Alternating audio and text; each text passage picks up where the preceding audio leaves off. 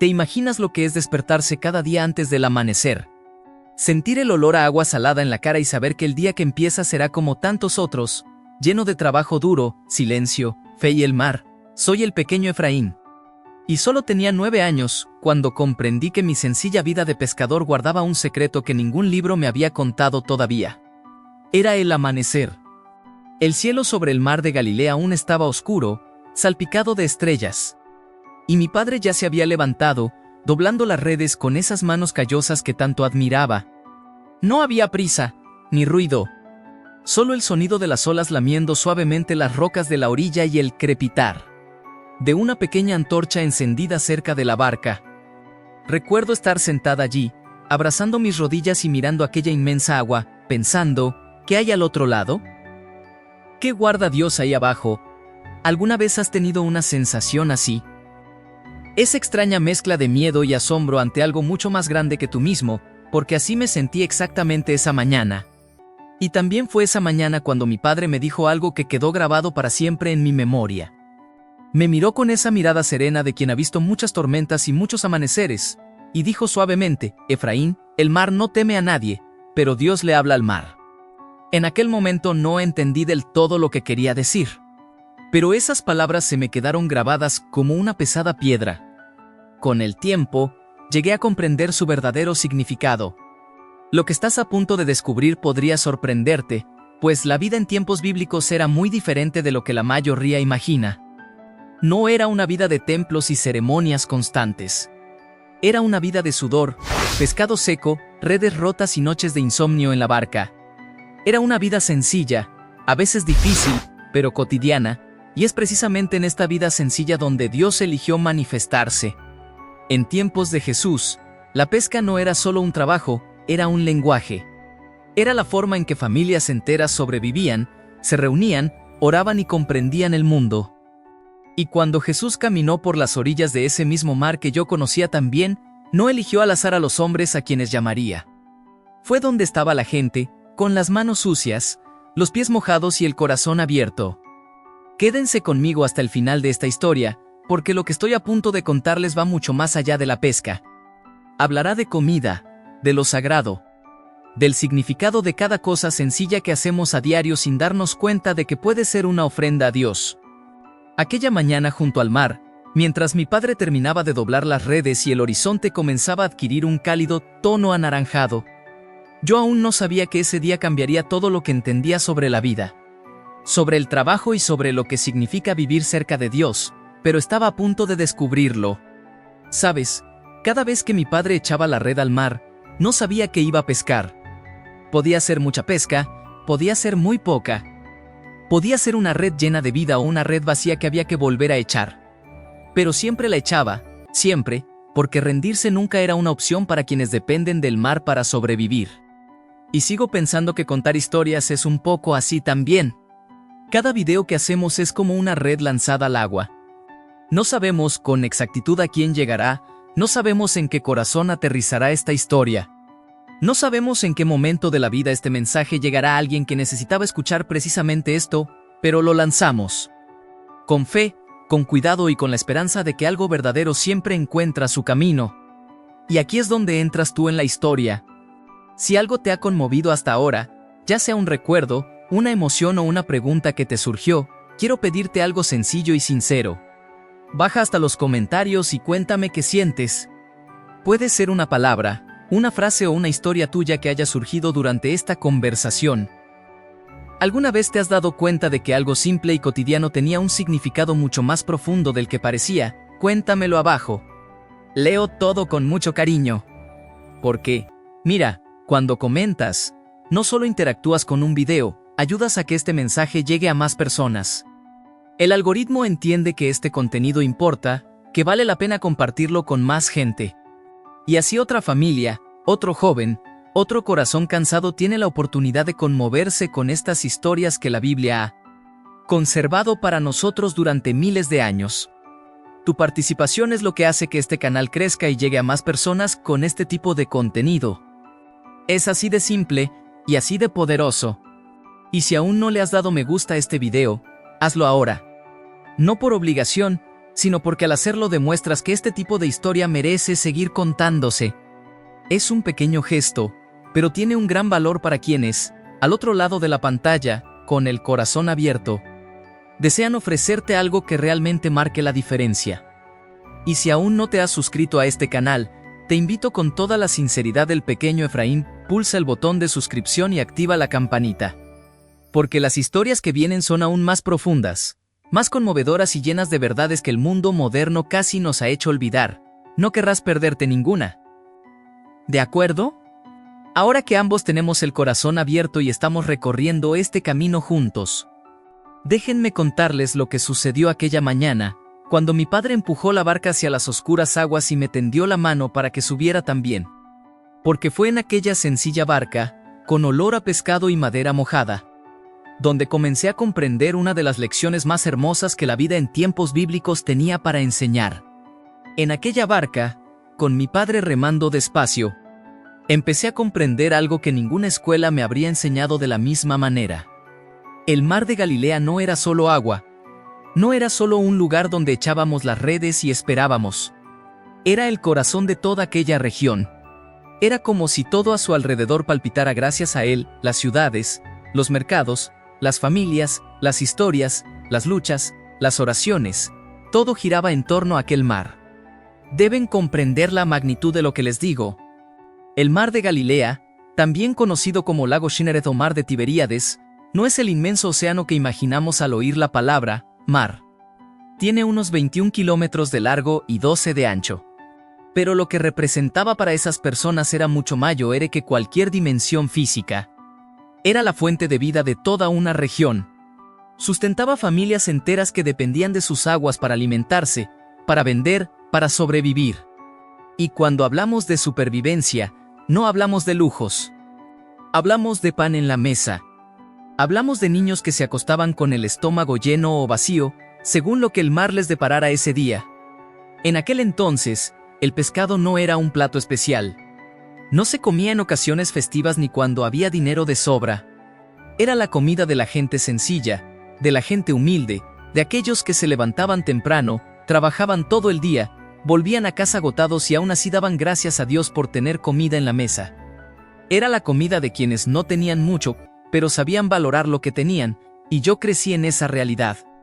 Mi familia pescaba, mis vecinos pescaban, los amigos de mi padre pescaban.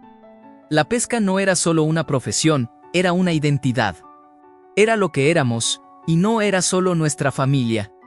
Toda la región de Galilea vivía así. Los pueblos alrededor del lago, Cafarnaúm, Betsaida, Magdala eran pueblos de pescadores.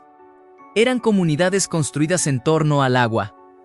Cuando uno comprende eso, también empieza a entender por qué Jesús, al llegar a Galilea para comenzar su ministerio público, fue directamente a las orillas de ese mar. No fue a los palacios, no fue a los grandes centros de poder religioso. Fue donde estaba la gente, donde la vida transcurría de verdad, donde las manos estaban curtidas y los corazones abiertos. Y fue allí, en esas costas que también conocía, donde miró a hombres como Pedro, Andrés, Santiago y Juan, hombres que hacían exactamente lo que mi padre hacía, lo que yo estaba aprendiendo a hacer. Y dijo algo que cambió el curso de la historia de una manera que ninguno de ellos podría haber imaginado en ese momento. Pero llegaré a esa parte de la historia poco a poco porque merece ser contada como se merece. Antes de eso, quiero mostrarles algo en lo que la mayoría de la gente nunca se detiene a pensar, cómo era realmente la pesca en aquel entonces. No me refiero al trabajo idílico que imaginamos al cerrar los ojos y pensar en aguas tranquilas y atardeceres. Hablo del trabajo real. El trabajo sudoroso, agotador, técnico y peligroso que exigía mucho más que fuerza física.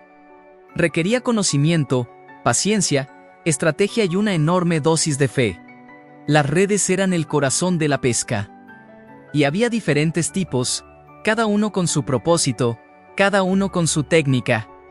Estaba la red de lanzamiento, que era una red circular con pesas en los bordes, utilizada por un pescador solitario que se paraba en la orilla o en la proa del bote. Observaba el agua atentamente. Esperaba el momento preciso, ese instante en que podía ver el banco de peces cerca de la superficie, y entonces giraba su cuerpo y lanzaba la red con toda su fuerza y precisión. La red de lanzamiento se abría en el aire como una flor, caía sobre el agua.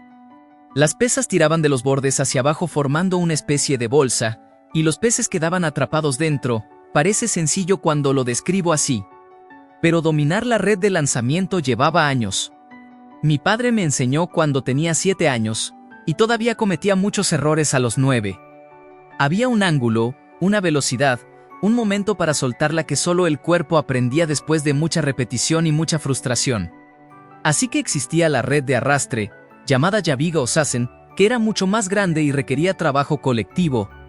2 barcos salían juntos, cada uno sujetando un extremo de la red, y navegaban en semicírculo hasta cerrarla alrededor de un banco de peces.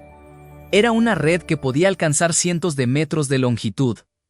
Al ser arrastrada a la orilla, traía de todo: peces grandes, peces pequeños, a veces piedras, plantas acuáticas, a veces cosas que ni siquiera uno esperaba encontrar. Separar lo útil de lo inútil era parte del trabajo. Y esta imagen, la red que lo recoge todo y luego necesita ser separada, no es casualidad que Jesús usara esta escena en una de sus parábolas. Él conocía esa realidad. Había visto cómo se arrastraban esas redes. Sabía exactamente lo que esa imagen significaba para quienes lo escuchaban. Pero había algo de lo que poca gente hablaba sobre las redes. Algo que me marcó profundamente desde la infancia: el trabajo de repararlas y prepararlas era casi tan importante como el de pescar. ¿Sabías que reparar las redes podía llevar toda la noche? Era casi un ritual. Después de cada salida al mar, había que lavar las redes, extenderlas para que se secaran, inspeccionarlas centímetro a centímetro en busca de roturas y luego remendarlas con paciencia y precisión. Un pequeño agujero en una red podía marcar la diferencia entre una pesca abundante y una perdida. Por eso, este trabajo se tomaba muy en serio. Mi padre y mis tíos pasaban horas sentados en la orilla con las redes en el regazo, moviendo los dedos rítmicamente y casi mecánicamente. Mientras hablaban, a veces cantaban en voz baja, a veces guardaban silencio. Había en ello una meditación, una presencia, una entrega al momento que hoy reconozco como algo muy parecido a la oración. Las barcas también eran una parte esencial de este viaje. Eran de madera, generalmente de unos 8 metros de largo, con espacio para 4 o 5 pescadores remando y una vela para cuando el viento acompañaba. Eran lo suficientemente robustas para soportar el mar embravecido, pero lo suficientemente sencillas como para recordarnos que estas personas no poseían riquezas materiales, tenían habilidad, tenían tradición, tenían conocimientos transmitidos de padres a hijos durante generaciones, y tenían una relación con la naturaleza que iba mucho más allá de lo práctico. Era una relación de respeto, de escucha, de percepción. El pescador bíblico sabía leer el viento, sabía interpretar el color del agua, sabía observar el comportamiento de las aves para descubrir dónde estaban los bancos de peces. Era una sabiduría que no se encontraba en ningún libro. Estaba en sus cuerpos. Estaba en su experiencia vivida. Ahora quiero profundizar aún más en este tema, porque hay una parte de esta historia que hace que todo lo que les acabo de contar sea aún más revelador. En aquella época, la pesca se practicaba principalmente de noche. No era una decisión casual, sino una estrategia pura, fruto del conocimiento acumulado por generaciones de pescadores que comprendían el comportamiento de los peces. Durante el día, con el sol radiante y la luz penetrando en las aguas del lago, los peces se sumergían, huyendo del calor y la luz. Pero por la noche, cuando la temperatura bajaba y las aguas se oscurecían, subían a la superficie. Ese era el momento ideal para echar las redes. Allí la pesca era abundante. Pero pescar de noche no era solo una cuestión técnica. También era una cuestión de valentía. El mar de Galilea aún hoy es conocido por sus tormentas repentinas y violentas. La geografía de la región crea las condiciones para que fuertes vientos desciendan de las montañas que rodean el lago con una velocidad vertiginosa, transformando una superficie tranquila en olas furiosas en cuestión de minutos. Para un pescador en esa barca de madera, en medio de la oscuridad, sin chipís, sin radio, sin ningún tipo de seguridad, una tormenta repentina era cuestión de vida o muerte. Mi padre solía contarme historias de pescadores que salían en una noche tranquila y nunca regresaban. Y sin embargo, salían todas las noches, porque la vida se lo exigía, porque la familia en casa necesitaba comer, porque la fe les decía que Dios estaba sobre esas aguas incluso cuando el ojo humano solo veía oscuridad. Por eso, cuando lees en los Ililios la escena en la que Jesús camina sobre el agua hacia la barca de los discípulos, debes entender que aquellos hombres no eran turistas paseando por un lago, eran trabajadores experimentados, curtidos por el mar, que ya habían afrontado muchas noches difíciles. Y aún así, cuando vieron esa figura acercándose, caminando sobre el agua en medio de la tormenta, el miedo que sintieron fue paralizante. Pedro, con su característico impulso, pidió ir al encuentro de Jesús y comenzó a caminar. Y mientras mantuvo la mirada fija en aquel punto de luz en la oscuridad, caminó. Solo cuando miró las olas a su alrededor, solo cuando su mente volvió a la realidad del peligro, comenzó a hundirse. Pienso a menudo en esta escena. Y creo que no solo habla de Pedro, habla de cualquiera que haya intentado mantener la fe ante una situación que parecía superarlo. De cualquiera que haya sentido que el suelo se abría bajo sus pies en medio de un camino que él mismo había decidido emprender. La transformación que Pedro experimentó en ese momento no fue solo espiritual, sino profundamente humana. Fue el reconocimiento de que la fe no es la ausencia de miedo, sino la decisión de seguir adelante incluso con el miedo presente. Mi padre solía decir, el mar no teme a nadie, pero Dios le habla al mar. Y me llevó años comprender plenamente el significado de esa frase. En esa cultura, el mar era símbolo de caos, de fuerzas incontrolables, de todo aquello que los seres humanos no pueden dominar. Y la revelación más impactante de la fe hebrea fue precisamente esta, que el Dios que creó todas las cosas estaba por encima de todo eso, que el caos reconocía la voz del Creador, que las tormentas obedecían, no porque Dios fuera un ser distante que lo controlaba todo como piezas en un tablero de ajedrez, sino porque existía un orden profundo, una intención amorosa en el centro de todo. Y pescar en esas aguas, cada noche, era de alguna manera una forma de participar en ese orden, de confiar en esa intención. Pero la historia del pez no terminó en el mar. Continuó en la costa, en el mercado, en la cocina, en la mesa. Tras recoger las redes y llegar la barca a la orilla al amanecer, comenzaba otra fase del trabajo. El pescado debía clasificarse por tipo y tamaño. Los que no eran aptos para el consumo se devolvían al lago. Y el resto debía prepararse rápidamente para evitar que se estropeara con el calor del día. La principal técnica de conservación era el salado. El pescado se limpiaba, se cortaba en rodajas y se cubría generosamente con sal gruesa, lo que deshidrataba la carne e impedía el crecimiento bacteriano. Luego, a menudo, se dejaba secar al sol sobre piedras o estructuras de madera a lo largo de la orilla.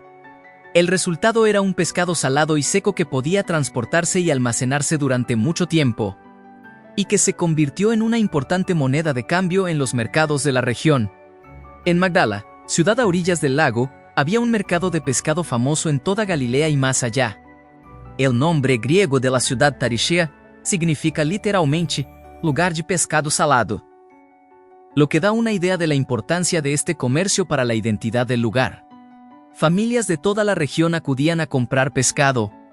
Los comerciantes transportaban cargamentos a Jerusalén, a otras provincias, a veces a lugares muy lejanos.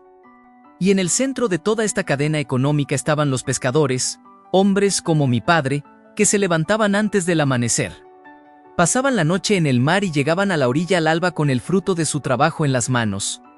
Pero lo que más me impactó, lo que quedó grabado en mi memoria con una claridad que el tiempo no ha borrado, fue lo que sucedió cuando los peces llegaron a casa.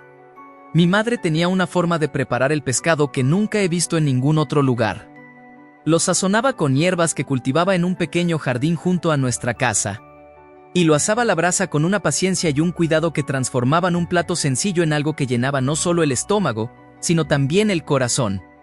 Y antes de que nadie tocara la comida, mi padre bajaba la cabeza, cerraba los ojos un instante y daba gracias.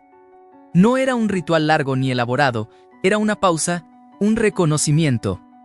Una forma de decir, lo que hay en esta mesa no proviene solo de nuestro esfuerzo. Proviene del mar que Dios creó, de los peces que Dios puso en esas aguas, de las manos que nos dio para trabajar, del sol que encendió para calentar el día y gracias. Cada comida en esa casa era un acto de gratitud. Crecí pensando que eso era normal. Que todas las familias lo hacían así. Que todos se detenían antes de comer y reconocían que la vida es un regalo. Solo más tarde comprendí que en realidad era una mentalidad, una forma de ver el mundo que no es automática, que necesita cultivarse. Que se puede perder muy fácilmente cuando la vida se vuelve agitada y empezamos a dar las cosas por sentadas. La cosmovisión del pueblo de Israel en aquellos tiempos no separaba lo sagrado de lo cotidiano. No existía una categoría llamada vida espiritual y otra llamada vida normal, todo era uno. El trabajo era sagrado. La comida era sagrada. El descanso era sagrado, la familia era sagrada. Y cada acto sencillo de la vida diaria, lavar las redes, encender el fuego, preparar el pan, partir el pescado, podía realizarse como una ofrenda, como un acto de adoración, como una conversación silenciosa con Dios. Esta era la verdad que impregnaba esa cultura tan profundamente que ni siquiera necesitaba ser expresada en voz alta. Se vivía. Y fue dentro de esa cultura, dentro de esa mentalidad, que sucedió algo que todavía me hace detenerme y respirar hondo cuando lo recuerdo. Era una tarde cualquiera. El sol aún brillaba en lo alto. Una multitud inmensa había seguido a Jesús durante horas, escuchando sus palabras, buscando sanación y respuestas. Había miles de personas, hombres, mujeres y niños, que habían perdido completamente la noción del tiempo allí, y de repente les entró hambre. Los discípulos estaban preocupados. Eran muchísimos, el lugar estaba desierto, era imposible alimentar a tanta gente. Y entonces alguien, un mucho, según algunos, se acercó con lo que tenía 5 panes de cebada y 2 peces. Pan de cebada, no de trigo. Pan de cebada, el grano más barato, el pan de los pobres, el alimento de los que no tenían mucho. Y 2 pescados salados, sencillo, modesto, la ofrenda más humilde que alguien podría traer. Me imagino a aquel mucho acercándose a los discípulos con aquello en la mano. Probablemente sabía que no era suficiente. Seguramente incluso sintió un poco de vergüenza al ofrecer algo tan pequeño ante tanta necesidad, pero lo ofreció. Y Jesús tomó aquel pan de cebada y aquel sencillo pescado, alzó la vista al cielo, dio gracias, igual que mi padre antes de cada comer a menos y se marchó. Y de alguna manera, de un modo que ninguna lógica humana puede explicar, alimentó a 5,000 personas. Incluso sobró comida. Reflexionemos juntos sobre la trascendencia de aquel momento. El milagro no comenzó con algo extraordinario, sino con algo absolutamente ordinario. Comenzó con el alimento más sencillo que la cultura conocía. Y fue precisamente ese alimento, ese humilde pan, ese pescado salado que tantos pescadores como mi padre habían preparado con sus propias manos, el que se convirtió en el instrumento de uno de los mayores milagros narrados en los evangelios. Lo ordinario revela lo extraordinario. Lo sencillo encierra lo sagrado. La vida cotidiana es el escenario de la acción de Dios. Esta es la revelación que más me conmueve al recordar mi infancia junto al mar. No fue en grandes templos, ni en ceremonias elaboradas, ni en sofisticados discursos teológicos donde encontré a Dios de la manera más real y cercana. Fue en el aroma del pescado a la parrilla. Fue en el sonido de las redes al ser lanzadas al agua oscura. Fue en la voz de mi padre dando gracias antes de que siquiera levantáramos el tenedor. Fue en estas pequeñas cosas cotidianas, repetidas, donde la presencia de Dios se hizo sentir de una manera que no necesita explicación, solo necesita ser vivida. Cuando Jesús llamó a Pedro, Andrés, Santiago y Juan a dejar sus redes y seguirlo, no les estaba diciendo que sus vidas hasta ese momento carecieran de valor. No estaba descartando su trabajo, sus tradiciones ni el conocimiento que habían acumulado. Les decía, todo lo que han aprendido aquí, todo lo que saben sobre echar redes, sobre esperar con paciencia, sobre trabajar en la oscuridad sin resultados garantizados, sobre confiar incluso cuando la noche es larga y el mar está agitado, todo eso seguirá siendo útil, solo que ahora la red es más grande. El mar es el mundo, y los peces son las almas. En esa lección había una profunda sabiduría.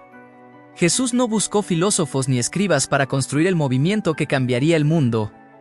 Buscó pescadores, hombres acostumbrados a madrugar y trabajar duro, Hombres que conocían la frustración de una noche entera sin resultados y la alegría explosiva de una red llena.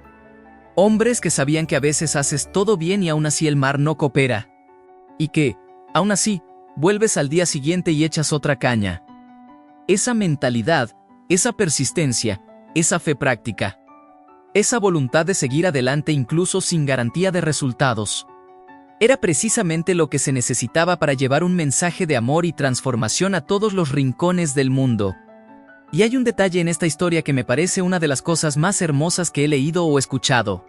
Después de la resurrección, cuando los discípulos aún estaban atónitos, tratando de comprender lo sucedido, sin saber exactamente a dónde ir ni qué hacer, Pedro tomó una decisión. Dijo, «Me voy a pescar», y los demás lo acompañaron. Regresaron a lo que conocían, al mar, a las redes, al trabajo de sus manos. Pasaron toda la noche pescando, y no pescaron nada. Y entonces, al amanecer, vieron una figura en la orilla. Aquella figura les preguntó si tenían algo de comer. Al responder que no, les indicó que echaran la red al lado derecho de la barca. La red se llenó tanto que apenas podían recogerla. Juan observó la escena y la reconoció. Se volvió hacia Pedro y le dijo, «Es el Señor». Y allí, en aquella orilla, Jesús había preparado una hoguera, tenía pescado asándose, tenía pan. Y llamó a aquellos hombres cansados y confundidos, que aún olían a mar y a noches de insomnio, para que se sentaran a comer. El Señor que creó el universo estaba cocinando para sus amigos. Déjelo reposar un momento, no estaba predicando. No estaba enseñando, no estaba realizando milagros espectaculares. Estaba haciendo lo que cualquier madre, cualquier padre, cualquier persona que ama a alguien hace cuando quiere cuidarlo. Estaba preparando comida, estaba poniendo pan en la mesa. Estaba transformando una simple comida en un encuentro sagrado que esos hombres jamás olvidarían.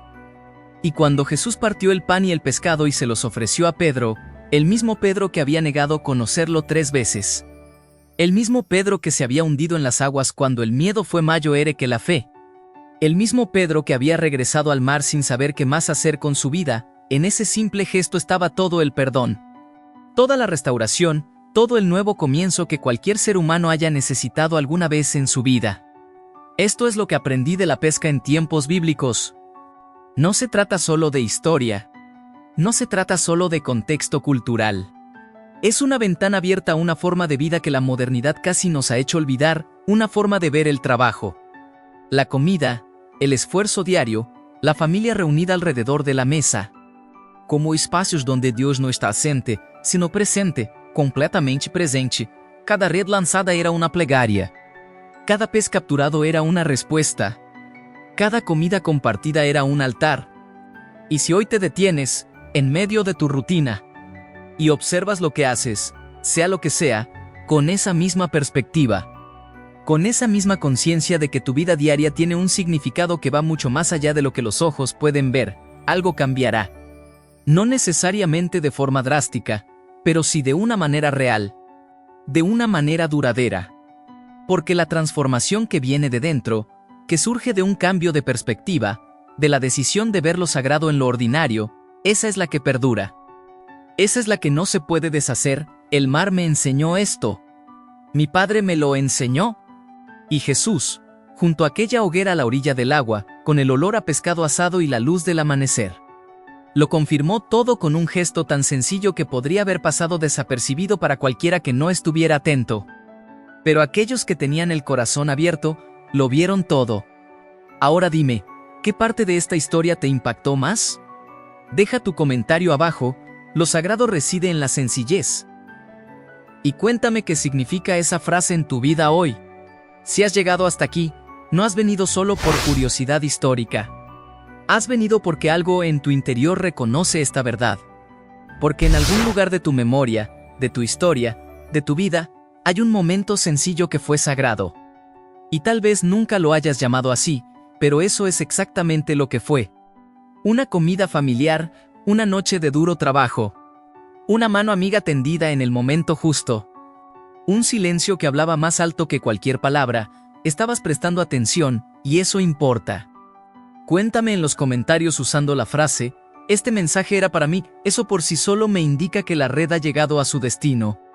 Y al leer cada comentario, sé que el trabajo valió la pena.